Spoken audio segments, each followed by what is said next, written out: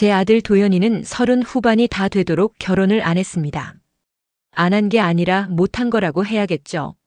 젊었을 땐 일하느라 바쁘다. 승진 준비해야 한다. 그 다음엔 40 전에 결혼할 거다. 말은 번듯했지만 세월은 그의 말보다 더 빨리 흘렀습니다. 사실 걱정도 좀 됐어요. 시댁 행사에 나이 많은 미혼아들이란 소리 듣는 것도 싫었고 무엇보다 아이 하나쯤 안겨주면 좋겠다는 마음이 컸거든요. 그런데요, 정말 뜬금없이 어느 날 아들이 찾아와서 이러는 겁니다. 엄마, 나 결혼할 거야. 저는 숟가락을 들고 있다가 그대로 멈춰버렸습니다. 뭐? 갑자기 무슨 결혼이야? 그 애는? 이름은? 직업은? 엄마 만나보면 알 거야. 너무 괜찮은 사람이야. 딱 그 말이 전부였습니다. 그리고는 일주일 후 며느리가 될 아이가 인사하러 왔습니다. 또박또박한 말투에 깔끔한 옷차림, 자세까지 바른 아이였어요. 표정은 밝진 않았지만 예의는 바르더군요. 처음 뵙겠습니다, 어머님. 도현 씨한테 어머님 이야기 많이 들었어요. 그 말에 저도 살짝 웃으며 맞받았죠. 그래, 멀리까지 오느라 고생했겠네. 편하게 있어. 첫인상은 괜찮았습니다. 그리고 며칠 후 셋이 함께 저녁을 먹게 되었는데요. 그 자리에서 그 애가 불쑥 이런 말을 꺼내더군요. 요즘은 결혼했다고 다들 엮이지 않잖아요. 시댁이든 친정이든 적당히 거리를 두고 지내는 게 서로 좋아요. 저는 젓가락질을 멈췄습니다. 그 말이 그냥 하는 말 같진 않더군요. 그래도 가족인데 너무 멀리 있으면 섭섭할 수도 있지 않겠니? 제가 조심스럽게 말을 꺼내자 그 애는 웃으며 말했어요. 그렇긴 한데요. 저희는 저희 방식대로 살고 싶어서요. 어머님도 불편하신 건 싫으시잖아요. 서로 조언까지만 간섭은 안 하는 걸로 하면 좋을 것 같아요. 그 순간 제 옆에 앉은 아들이 입을 뗐습니다. 엄마, 요즘 다 그래. 너무 서운해하지 마. 그래요. 저는 서운했죠. 하지만 표현하진 않았습니다. 나도 이제 늙었구나. 예전 같으면 시댁 눈치부터 봤을 텐데. 요즘 애들은 저렇게 솔직한가 보다. 그렇게 스스로를 타일렀습니다. 사실 조금 기대했던 건 있었거든요. 이제 아들 장가간다, 함께 식사도 하고 명절엔 함께 음식도 만들고. 그런 상상을 했던 제가 좀 우스웠습니다. 하지만 이왕 이렇게 된 거 괜히 얽히지 말고 조용히 지켜보자 싶었습니다. 아들이 좋다니까, 괜찮은 사람이라니까 내 자식 선택 믿어보자 싶었죠. 며느리는 예의는 분명히 바른 아이입니다. 말도 공손하고 존댓말도 정확히 하고 문 앞에선 꼭 신발도 가지런히 벗더군요. 그런데 뭐랄까요, 마음이 안 느껴진다고 해야 하나요? 사람이 조용한 건 좋은데 그 조용함이 벽처럼 느껴질 땐 참 씁쓸하더라고요. 제가 뭘 물어보면 대답은 해요. 근데 그 이상은 절대 없습니다. 먼저 묻지도 않고 웃지도 않고 다가오지도 않아요. 그래도 그땐 괜찮다고 생각했습니다. 어차피 시어머니라는 자리는 원래 다들 불편한 거니까. 저도 제 시어머니께 그랬거든요. 그걸 생각하며 그래, 나도 내 시어머니 앞에선 말 아꼈지 하고 스스로를 설득했습니다. 그렇게 결혼식은 조용히 잘 치러졌습니다. 요즘 애들답게 스몰 웨딩이라며 가족끼리만 모였고 친척들도 최소한으로 초대했죠. 예식장에서도 저는 늘 옆에만 서 있었습니다. 사진 찍을 때, 인사할 때, 자리 안내할 때 아들 부부가 알아서 척척하더군요. 물어보는 사람도 없고 물어볼 틈도 안 주는 것 같았어요. 하지만 저는 그저 좋은 날이니 기분 상하고 싶지 않았습니다. 이제 시작이니까 시간이 지나면 달라지겠지. 그렇게 생각했습니다. 결혼하고 한 달쯤 지난 어느 날이었습니다. 잠깐 볼 일이 있어 아들에게 전화를 했습니다. 도현아, 엄마 내 집 근처 갈 일 있는데 얼굴 잠깐 볼까? 잠시 정적이 흐른 뒤 아들의 말이 이어졌습니다. 엄마, 오늘은 그냥 다음에 보자. 소희가 피곤해서. 그 말에 저는 알겠다고 했습니다. 그리고는 그날 아들 집 근처에 갔다가 그냥 시장만 들러 집에 돌아왔습니다. 그때까지만 해도 그냥 피곤하겠거니 했죠. 그런데 이상하게 그날 이후로도 아들 집에 한 번도 와도 된다는 말이 없었습니다. 그리고 저는 그 사실이 자꾸 마음에 남더군요. 이상하다, 나는 그냥 반찬이라도 좀 해다 주고 싶었던 건데. 그렇다고 전화할 수는 없었습니다. 다음번엔 초대받을 수 있지 않을까 하는 마음으로 기다렸습니다. 하지만 그 기다림은 조용히 그리고 아주 확실하게 무시당하는 쪽으로 흐르기 시작했습니다. 그 이후로 아들 내외는 바쁘단 이유로 점점 더 연락이 뜸해졌습니다. 저도 일부러 먼저 전화하지 않았고요. 그렇게 몇 달, 몇 계절이 지나 어느새 우리 손주 하윤이는 제법 말을 하고 뛰어다니는 나이가 되었죠. 그러던 어느 날 제 생일이었습니다. 어느덧 이른이 훌쩍 넘은 나이. 사실 요란하게 챙길 생각도 없었고 누가 꼭 기억해 주길 바란 것도 아닙니다. 하지만 말이에요. 그런 날이 되면 전화 한 통쯤은 오겠지. 그냥 엄마 생일 축하해요 한마디쯤은 기대하게 되잖아요. 아침부터 휴대폰만 몇 번을 들여다봤는지 모릅니다. 일찍 일어나 미역국을 끓였어요. 다른 사람 줄 것도 아니고 그냥 저 혼자 먹을 한 그릇인데도요. 고기까지 사다가 넣었죠. 혼잣말처럼 중얼거리며 국을 휘저었습니다. 그래도 이날 정도면 나한테 미역국 정도는 괜찮겠지. 해마다 도현이는 그래도 문자는 보내줬습니다. 엄마 생일 축하해요. 곧 갈게요. 그 한 줄이라도 있었는데요. 올해는 없었습니다. 점심이 지나고 저녁이 다가와도 아무 연락도 없었어요. 그 흔한 이모티콘 하나 없이요. 그제야 제 손에서 휴대폰이 툭 떨어졌습니다. 저녁 무렵엔 그냥 체념이 들더군요. 이젠 생일이란 것도 잊히는 나이인가.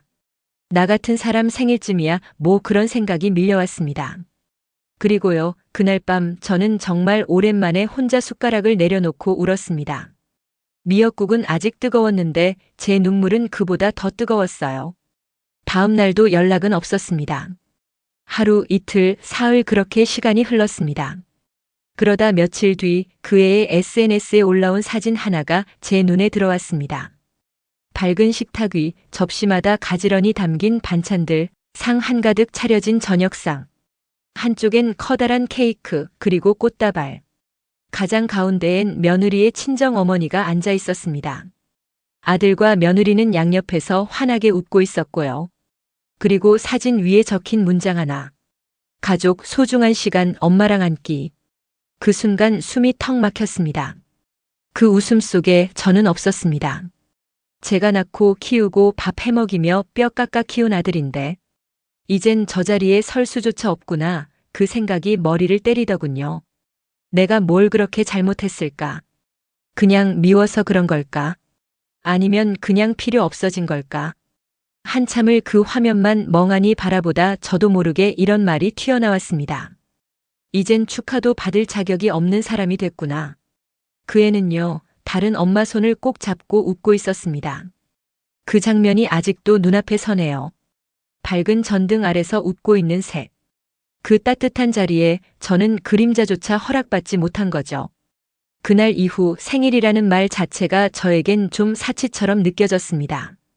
그리고요, 마음속에 스르륵 서운함이 자리 잡기 시작했습니다. 조용히 하지만 아주 깊게 말입니다. 그날은 동네 마트에 장을 보러 갔다가 우연히 아들 며느리를 마주친 날이었습니다. 카트에는 아기 물티슈며 이유식, 각종 육아용품이 수북히 실려 있었죠. 도현이는 일 나갔어? 제가 가볍게 묻자 며느리는 피곤한 듯 웃으며 말하더군요. 이제 곧 복직이라 이것저것 준비 중이에요. 하윤이 유치원도 알아보고 맡길 곳도 알아보고 생각보다 신경 쓸 게 많더라고요. 전 순간 아차 싶었습니다. 맞벌이 시작이면 분명 바빠질 텐데 내가 도울 수 있는 게 있을까? 괜히 심장이 두근거렸어요. 기다렸던 순간이 온 걸까 그런 생각도 들었습니다. 그날 밤 잠도 안 오더군요. 이 동네에 산 지도 40년이 넘었는데 어린이집이며 유치원 사정은 제가 제일 잘 알죠. 그래서요, 이왕 도와주는 거 제대로 하자 싶었습니다. 다음 날 종이 서너 장을 정성껏 정리했어요. 위치, 통학 가능 여부, 교사 수, 급식 상태, 후기까지. 직접 전화를 돌려가며 시간표도 확인하고 원장 선생님들 말투까지 기억해가며 적었습니다. 그렇게 최종적으로 정리한 종이를 고이 접어 아들네 우편함에 넣었습니다. 괜히 또 문자하면 부담될까 싶어서요. 나름 조심한 거였죠. 며칠 후 아들이 전화를 걸었습니다. 엄마 유치원 정리한 거 그거 엄마가 했어? 괜히 번거롭게 했니? 그냥 참고만 하라고. 근데 도현이 말투가 묘하더군요. 엄마 요즘은 그런 식으로 하면 좀 부담돼. 우린 우리 기준 있어. 알아서 할게. 그 말을 듣는데 뒷덜미부터 시린 기운이 내려앉았습니다. 그냥 도와준 건데. 내가 뭘 그렇게 잘못한 걸까? 그날 저녁 며느리한테도 연락이 왔습니다. 어머님 정보는 감사합니다. 근데 저흰 직접 가보고 저희 스타일에 맞게 고르려 해요. 내가 바쁜 것 같아 도와주려고 했어. 그 말이 겨우 나왔습니다. 그랬더니 며느리는 잠시 침묵하더니 이렇게 말하더군요. 고마운 마음은 알아요. 근데 이런 부분은 저희가 결정해야 하는 거라. 그 말을 들으며 제 손끝이 서늘해졌습니다. 이게 그렇게까지 불편한 일인가? 정말 그저 참고 자료였을 뿐인데. 전화를 끊고 나서도 한참을 멍하니 앉아 있었습니다. 거실 탁자 위에 펼쳐진 종이들. 제가 꼼꼼히 정리한 표와 손글씨 메모. 그 모든 게 한순간에 쓸모없는 게 되어버린 듯 했습니다. 이제는 이런 것도 내가 해선 안 되는 일이구나. 도움이 아니라 간섭으로 들렸겠구나. 그날 이후 전 다시는 먼저 나서지 않기로 마음먹었습니다. 그래요, 내가 바보였지.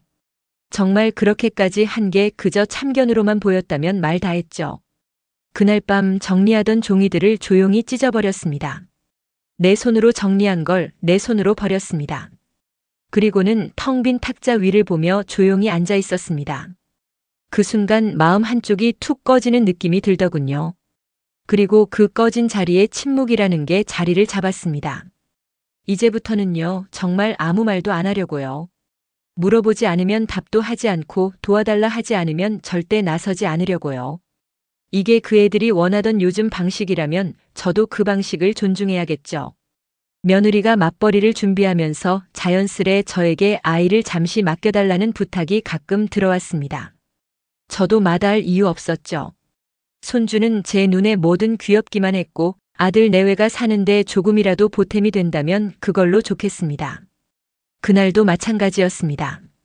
오전에 하윤이를 데리러 아들 집에 들렀다가 잠시 쉬었다 가라고 며느리가 차를 내주더군요. 거실 한편에는 하윤이 유치원 관련 서류와 브로슈어가 잔뜩 펼쳐져 있었고 노트북 화면엔 아이 적응 실패 체력 저하 같은 검색 기록이 떠 있었습니다. 무슨 일 있어, 하윤이 유치원에서? 제가 조심스레 물었습니다. 며느리는 한숨을 쉬며 말했어요. 어머님, 사실 요즘 하윤이가 유치원에서 많이 힘들어해요. 가기 싫다고 울고 자꾸 감기 걸리고 집에 오면 기운도 없고. 아이고 그랬구나. 애가 그런 거면 잘 살펴야지. 요즘은 사립 유치원도 괜찮다던데 혹시 근처 알아봤어? 제가 말끝을 닫기 전에 며느리가 말을 잘랐습니다.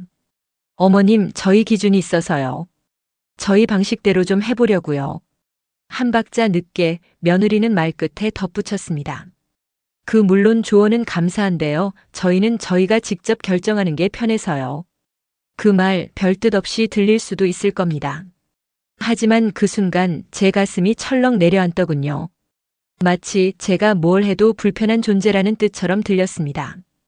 그때였습니다. 옆방에서 아들 도연이 통화 중이었고 방문이 반쯤 열려 있었죠. 그래서 그냥 바꾸기로 했어. 솔직히 엄마한텐 얘기하면 또 뭐라 하실 것 같아서. 나중에 정리되면 말씀드리자. 또 뭐라 하실 것 같아서. 그 말을 듣는 순간 손끝이 저릿해졌습니다. 언제 내가 뭐라 한 적 있었나? 유치원 정보 몇 개 프린트해서 주고 입소문난 곳 한두 군데 알려준 게 다였는데. 그게 그렇게 또 뭐라 하는 사람 취급받을 일이었나 싶었죠. 잠시 후 도연이가 거실로 나왔습니다. 아, 엄마 있었어? 그 말 한마디에 저는 그냥 허탈한 웃음만 나왔습니다. 그 애는 저를 제대로 보지도 않고 아이 머리만 쓰다듬더군요. 하윤이는 어때? 제가 물으니 도연이는 대충 웃으며 말했습니다. 적응하려면 시간 좀 걸리는 거지 뭐. 근데 엄마는 그냥 지켜봐줘. 너무 개입하지 말고. 지켜봐줘. 도와주지도 말고 말도 하지 말고 그냥 지켜만 보라는 뜻이잖아요. 그 순간 제 존재가 투명해진 기분이었습니다. 있으나 만화 한 사람처럼 말 한마디 보탤 자격도 없는 존재처럼 한참 동안 말없이 앉아 있었습니다. 며느리는 조심스레 제 눈치를 살피며 묻더군요. 어머님 괜찮으세요? 제가 겨우 미소를 지으며 말했죠. 그래, 니들 생각대로 해. 나는 뭐 그저 하윤이 잘 크는 게 제일이지. 하지만 속은 달랐습니다. 제가 왜 그 자리에 있었는지조차 스스로에게 설명하기 어려운 아주 복잡한 기분이었습니다. 무게가 확 실려서 입술조차 쉽게 떨어지지 않았어요. 난 그냥 조용히 있어야 할 사람인가 보다. 얘기해봤자 귀찮은 사람 되는 거겠지. 그 순간이었습니다. 머릿속에 명확하게 새겨졌어요. 나는 이제 가족이 아니구나. 그 자리에서 들은 말 한마디, 보인 태도 하나하나가 누적되어 하나의 결론으로 다가왔습니다. 저는 그저 하윤이를 안아올리며 말했죠. 하윤아, 할미랑 바람 쐬러 가자. 우리 둘이만. 그날 이후였던 것 같습니다. 제 안에서 뭔가 조용히 무너지는 느낌은요. 누구의 엄마, 누구의 시어머니로서가 아니라 그냥 한 사람으로서 제 마음속에서 어떤 관계의 끈 하나가 조용히 툭 끊어진 듯 했습니다. 그날 밤 돌아오는 길에 괜히 눈물이 핑 돌더군요. 내가 뭐 그렇게 많이 간섭했나? 내가 뭘 그리 불편하게 했다고. 그날 이후로요, 아이 돌봄 요청이 와도 제 마음이 더 이상 움직이지 않았습니다. 자꾸 이런 말을 듣고 나면 도와주는 것도 점점 자신 없어지더군요. 그리고 그 감정은 아주 천천히 깊이 제 안을 무겁게 잠식해갔습니다. 그날은 평소처럼 평온한 저녁이었습니다. 하윤이도 잘 지낸다 했고 아들 부부도 별말 없었으니 그냥 조용히 하루를 넘기면 되는 날이었죠. TV를 보다 말고 세탁기를 돌리려 베란다로 나가려던 참에 핸드폰이 울렸습니다. 아들네 집과 같은 아파트 단지에 사는 김 여사님이었습니다. 영자 씨, 혹시 무슨 일 있었어요? 도현 씨네 말이에요. 네? 도현이네가요? 아까 응급차가 막 단지 안으로 들어오더라고. 3동 쪽에서 누가 아이를 안고 막 뛰어나오길래 도현 씨 부부 같았어요. 혹시 무슨 일인가 해서. 그 말을 듣는 순간 손에 들고 있던 빨래 바구니가 바닥에 떨어졌습니다. 심장이 철렁 내려앉았고 귀에서는 B- 하는 소리만 맴돌았습니다. 하윤이가? 구급차에? 왜? 무슨 일이야? 한참을 멍하니 서 있다가 정신을 붙잡고 전화를 들었습니다. 아들 도현이 번호를 눌렀지만 신호음만 길게 울렸습니다. 한 번, 두 번, 5번을 넘게 걸었지만 끝내 받지 않았습니다. 혹시나 싶어 며느리에게도 전화했지만 역시나 응답은 없었습니다. 그날 밤 저는 TV도 끄지 않은 채 거실에 멍하니 앉아 있었습니다. 무슨 일인지 알려주긴 해야 하는 거 아닌가. 그 순간 날 찾지 않은 건 왜였을까. 몇 시간쯤 지나서야 도현에게서 전화가 왔습니다. 그 목소리는 너무도 담담했어요. 아, 엄마. 아까 전화 주셨죠? 하윤이 열 좀 나서 병원 다녀왔어요. 지금은 괜찮아요. 열이 많이 났던 거니? 응, 뭐 39도 좀 넘게 나서. 근데 금방 내려갔어. 그냥 바이러스성 감기래. 한숨이 나왔습니다. 놀란 가슴을 쓸어내리며 말했죠. 그래도 그런 일 있으면 전화 한 통은 주는 게 예의 아니니? 그랬더니 돌아온 말이 이거였습니다. 엄마, 너무 예민하게 반응하지 마세요. 그냥 감기예요. 응급 상황도 아니었고. 그 말에 제 안에서 무언가가 딱 끊어졌습니다. 감기든 뭐든 그 순간 저를 떠올리지 않았다는 게 그게 핵심이었습니다. 아, 이젠 내가 있어도 그만, 없어도 그만인 존재구나. 그깟 감기 같고 내가 왜 이리 서운해하나 싶다가도 그렇지 않다고 해도 전화는 할 수 있잖아. 그날 밤 저는 처음으로 진심으로 생각했습니다. 이젠 손 떼자. 더는 잔소리도 조언도 도와주는 것도 그만두자. 그 아이들이 원하는 게 그거라면 제가 해야 할 일은 손 떼는 것밖에 없겠구나 싶었어요. 다음 날 아침 며느리에게서 문자 한 통이 왔습니다. 어머님, 어제 하윤이 걱정하셨죠? 병원 잘 다녀왔고 지금은 괜찮아요. 신경 써주셔서 감사해요. 감사요? 신경 써달라 부탁한 적 없으면서. 그 문장을 읽고 저는 아무 답도 하지 않았습니다. 답을 해봤자 또 오지랖이라고 느끼겠죠. 그날부터였습니다. 저는 정말 아무것도 하지 않았습니다. 하윤이 유치원 문제도 음식도 약도 병원도 정말 단 한 번도 손을 내밀지 않았습니다. 며느리가 아프다고 해도 도현이가 야근이 잦다고 해도 하윤이가 감기 걸렸다는 소식을 듣게 되어도 그저 그래. 고생 많겠다. 그 말 한마디로 끝냈습니다. 예전 같았으면 반찬 한 보따리 싸들고 갔을 테지만 이젠 아니었습니다. 그 애들이 말했던 지켜봐달라는 그 말 저는 그걸 아주 철저하게 지키기로 했습니다. 며느리가 조심스레 물어오기도 했습니다. 어머님 요즘은 연락도 안 주시고 뭐라도 도와주시던 것도 안 하시고. 그때도 저는 웃으며 말했죠. 니들 방식대로 하는 게 편하다며. 내가 괜한 걱정 안 하게 해줘서 고맙다. 그 말에 며느리의 눈동자가 흔들리는 걸 봤습니다. 하지만 저는 더 말하지 않았습니다. 이미 마음이 떠난 사람은요, 다시 돌아오려면 아주 큰 이유가 있어야 하거든요. 그리고 저는 깨달았습니다. 가족이라고 해서 무조건 가깝기만 해야 하는 건 아니구나. 오히려 너무 가까우면 상처만 더 깊어질 수도 있구나. 그날 이후로 제 인생은 아주 조용히 바뀌기 시작했습니다. 이제는요, 전화벨이 울려도 혹시 애 봐달라는 건가 하고 먼저 걱정하지도 않고 누군가 아프다는 소식에도 그래, 병원 잘 다녀오면 되겠지 하고 넘기게 됐습니다. 저는 그냥 제가 할 수 있는 것만 하기로 마음먹었습니다. 그리고 제가 할 수 없는 일에는 눈도 손도 마음도 대지 않기로 했습니다. 그게 제가 선택한 손떼기였고 그게 제 자존심을 지키는 마지막 방법이었습니다. 그 후로 저는 정말 아무것도 하지 않았습니다. 전화가 와도 받지 않았고 메시지가 와도 회신하지 않았습니다. 도움도 조언도 말 한마디도 건네지 않았습니다. 그 애가 원했던 대로 손 안 대는 시어머니가 되기로 마음먹었으니까요. 그래서 정말 그 말대로만 했습니다. 그리고 얼마 지나지 않아 흔들림은 그쪽에서 먼저 오기 시작했습니다. 날이 더워지던 초여름쯤이었습니다. 오랜만에 동네 시장에 갔다가 아들 친구 어머니를 우연히 마주쳤습니다. 서로 몇 마디 안부를 나누다 그분이 조심스럽게 말을 꺼내더군요. 어머님 혹시 요즘 도현이네 많이 힘든 거 모르셨어요? 힘들다뇨? 아, 죄송해요. 제가 괜히 그냥 요즘 소희 씨가 얼굴이 너무 안 좋아서요. 마트에서도 멍하니 서 있다가 울컥하더라고요. 하윤이 감기 때문에 며칠 밤도 새고 친정에서도 도움 못 받는다던데. 그 말을 듣는데 제 가슴이 철렁 내려앉았습니다. 하지만 전 아무 말도 하지 않았습니다. 그냥 고개만 끄덕이고 장바구니 손잡이를 꽉 움켜쥐었죠. 그래. 너희가 원한 대로 나는 모르는 사람이다. 그날 밤 문득 생각이 많아졌습니다. 그 애가 그토록 멀리 밀어내던 제가 지금은 너무도 필요한 존재가 된 건가 싶기도 했죠. 하지만 마음은 움직이지 않았습니다. 이미 한번 너무 깊게 꺾여버린 감정이었으니까요. 그리고 마침내 그날이 왔습니다. 저녁 무렵 휴대폰이 울렸습니다. 화면엔 소희라는 이름이 떠 있었습니다. 망설임 끝에 받았더니 그 애의 목소리가 너무 달라져 있었습니다. 어머님 저 혹시 내일 하윤이 좀 봐주실 수 있을까요? 한참 뜸을 들이더니 숨을 크게 들이쉬고 말했습니다. 저 너무 힘들어요. 진짜 너무 힘들어요.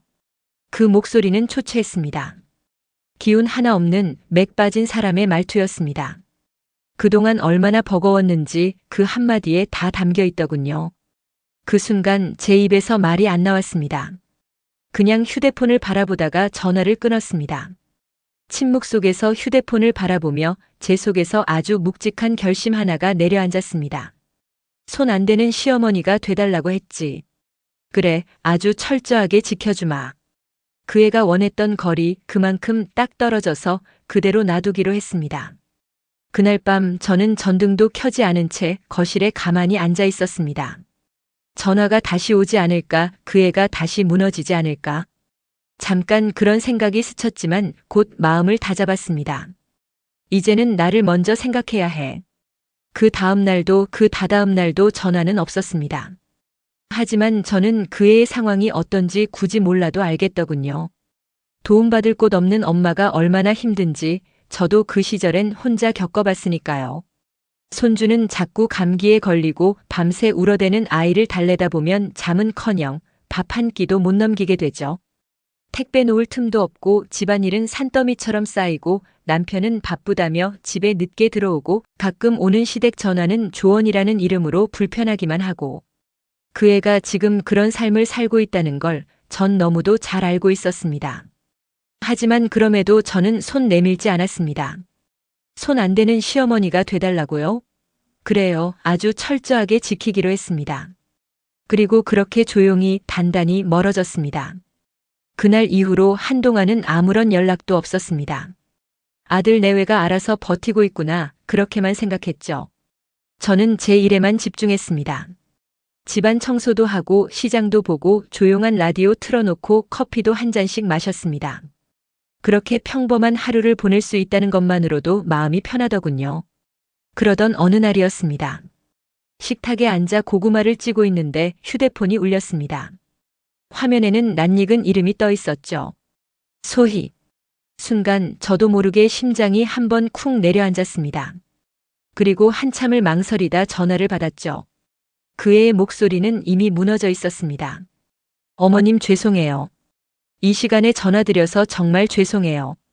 말끝마다 죄송하다는 말이 붙어 있었고 숨결 하나하나에도 지침이 묻어나 있었습니다. 저 하윤이 어린이집 하원 시간에 맞춰야 되는데 제가 회의가 길어져서요. 혹시 괜찮으시면 하윤이 좀 데려다 주실 수 있을까요? 그 말에 저는 아무 대답도 하지 않았습니다. 끊지 않았습니다. 그저 들고만 있었죠. 잠시 정적이 흘렀고 그 애는 작은 숨소리를 내더니 다시 말했습니다. 어머님 없으면 저 진짜 못 버티겠어요.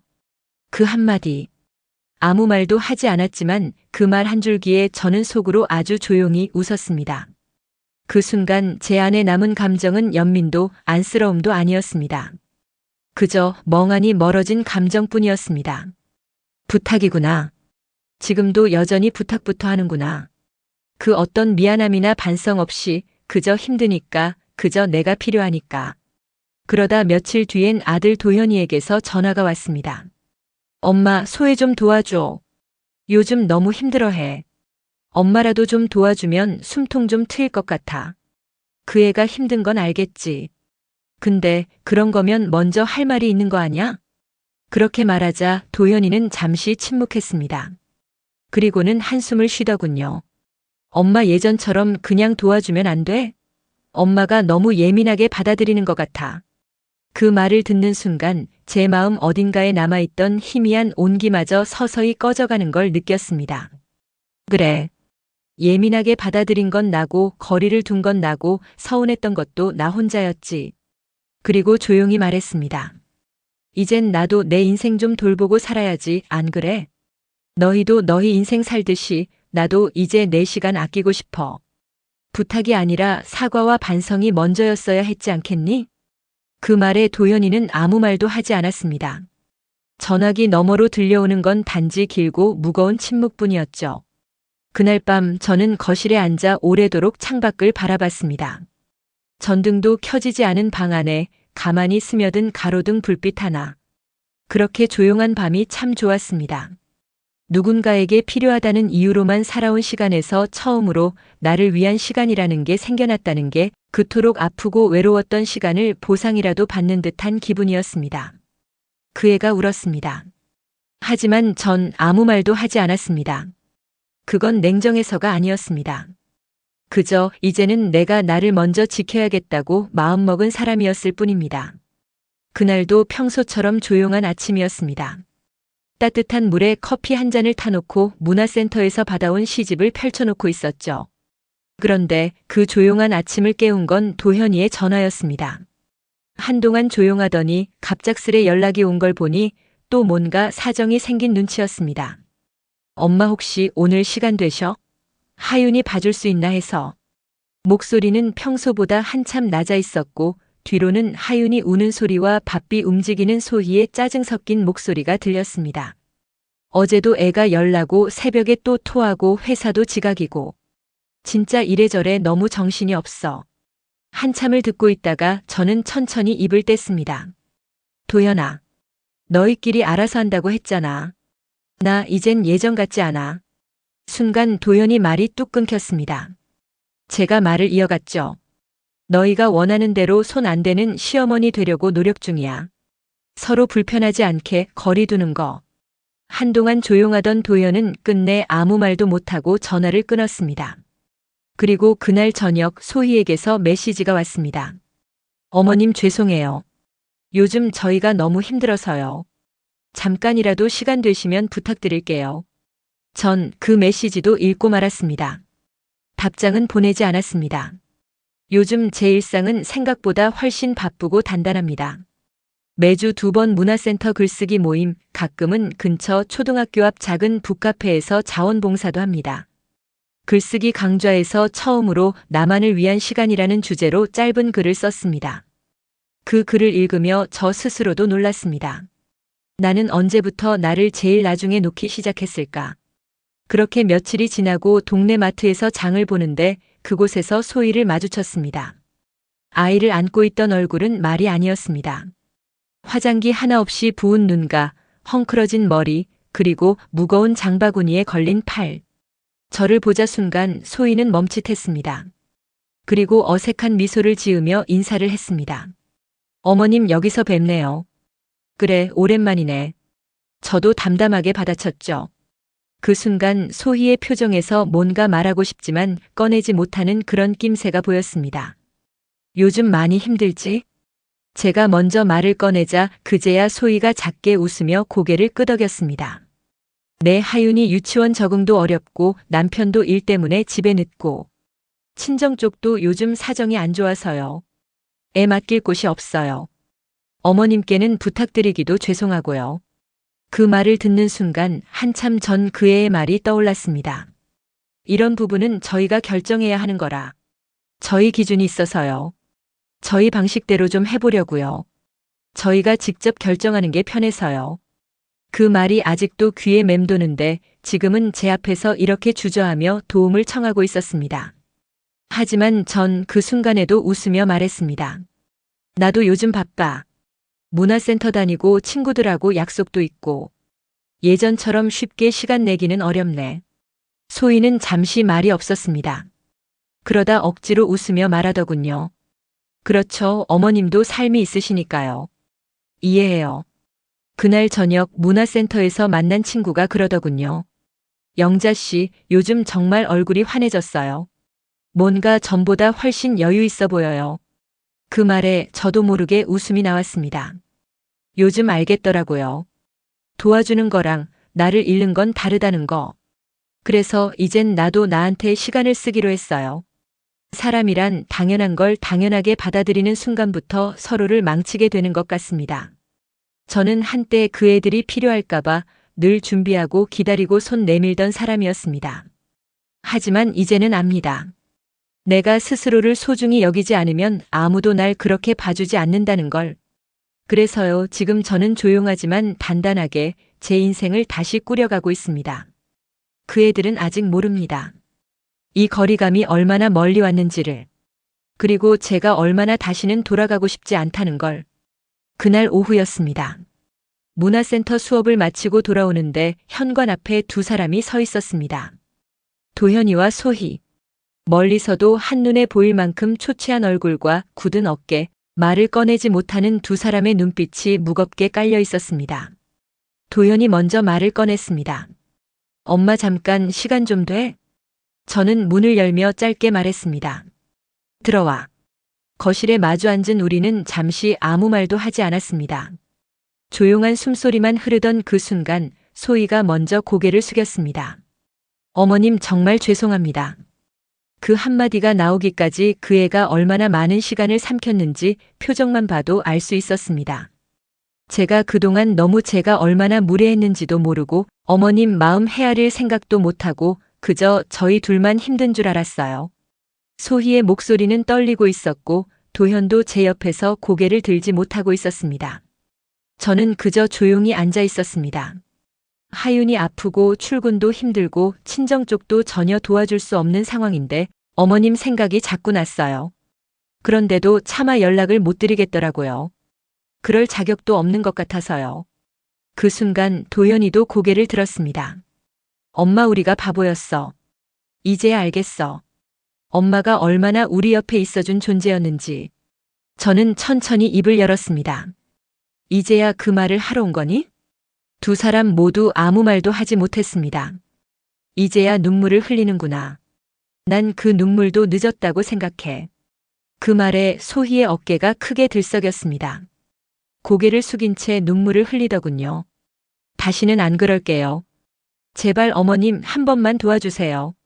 제 눈에는 그 눈물이 예전보다 훨씬 진심처럼 보였습니다.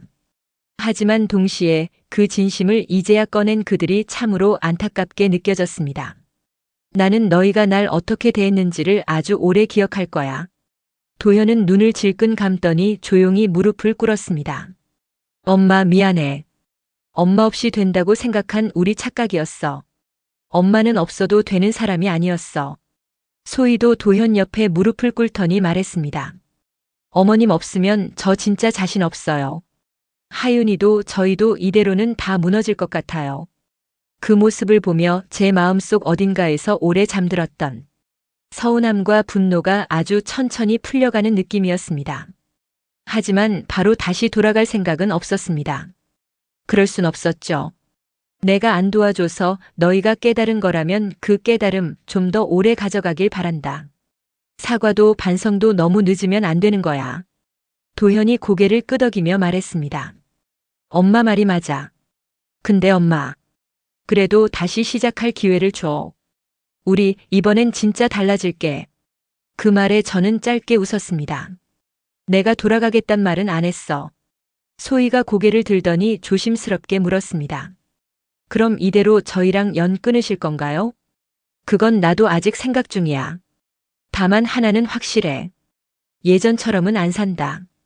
그날 밤 도현이와 소희는 한참을 무릎 꿇은 채 있다가 조용히 일어났습니다. 저는 문 앞까지 나가지도 않았습니다. 그들이 떠난 후 소파에 앉아 조용히 생각했습니다. 내가 참 길게도 돌아왔구나. 그 오랜 시간 나는 늘 뒷자리에 앉아 있었는데 이제야 앞자리에 한번 앉아봤구나. 그리고 처음으로 스스로에게 물었습니다. 나는 이제 누구의 엄마가 아니라 김영자로 살 수 있을까? 그 질문의 답을 이제 곧 찾게 될 것 같았습니다. 장려상. 그 두 글자가 쓰인 종이를 손에 들고 저는 한참을 서 있었습니다. 지역 문화센터 글쓰기 교실에서 낸 단편 수필이 생각지도 않게 상을 받게 된 거죠. 김영자. 당신은 누구의 어머니 이전에 당신이라는 이름으로 살아도 참 괜찮은 사람이에요. 심사평에 적힌 그 문장을 보고 제 안에서 뭔가 하나가 조용히 내려앉는 느낌이었습니다. 거울 앞에 섰습니다. 수상소감이라도 하듯 저는 혼잣말로 말했습니다. 김영자 수고했다. 누구의 엄마 아닌 너로서 참 잘 살았다. 내가 잘못 살아온 게 아니라 너무 오래 남을 위해 살아온 거였어. 그 순간 전화가 울렸습니다. 아들이었습니다.